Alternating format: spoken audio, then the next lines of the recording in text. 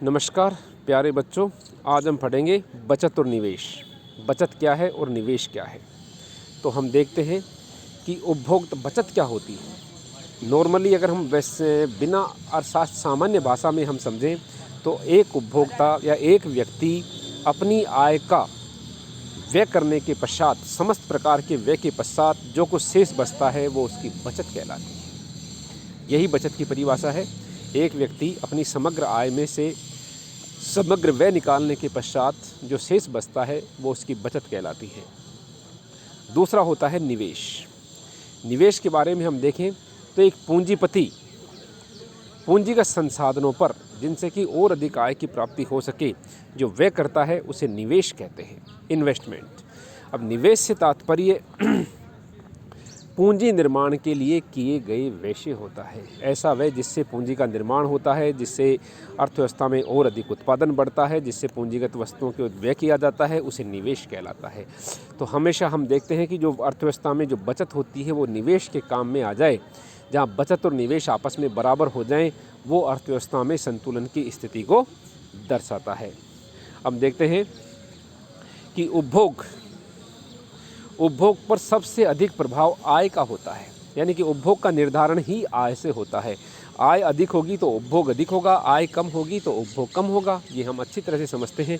Consumption के बारे में, उपभोग के बारे में मैंने आपको पहले बता दिया था कि व्यष्टि समष्टि अर्थशास्त्र में एक उपभोक्ता द्वारा समस्त अंतिम वस्तुओं पर किया गया व्यय उपभोग कहलाता है और ये आय से सीधे रूप से संबंधित होता है।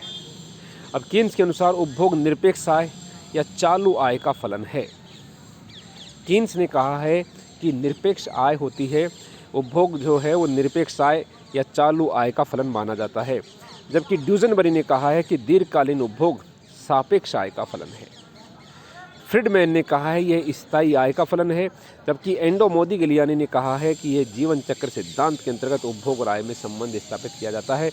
इस प्रकार उपभोग के 4 सिद्धांत बताए गए थे। कीन्स, ड्यूजनबरी, कीन्स ने निरपेक्ष आय का सिद्धांत दिया था, ड्यूजनबरी ने सापेक्ष आय का सिद्धांत दिया था, मिल्टन फ्रीडमैन ने स्थायी आय का सिद्धांत दिया था और एंडो मोदिग्लियानी ने जीवन चक्र का सिद्धांत दिया था। और इन चारों ने उपभोग का आय के साथ अलग अलग रिलेशन स्थापित किया था।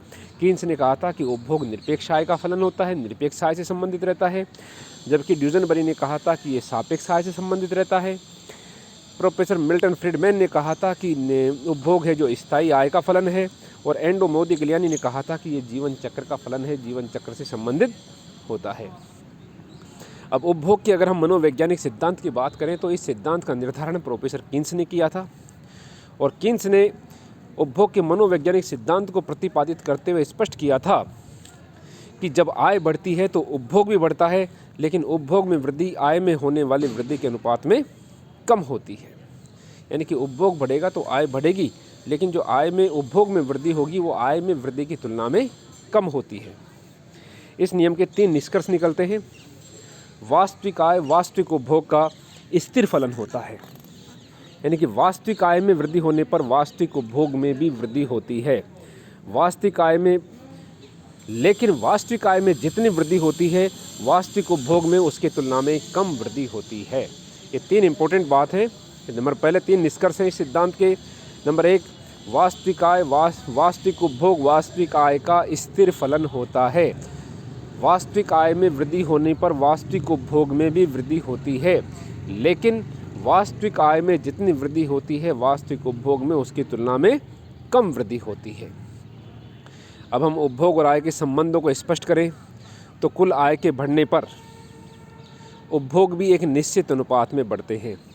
कुल उपभोग व्यय और कुल आय के अनुपात को औसत उपभोग प्रवृत्ति से संबंधित करते हैं।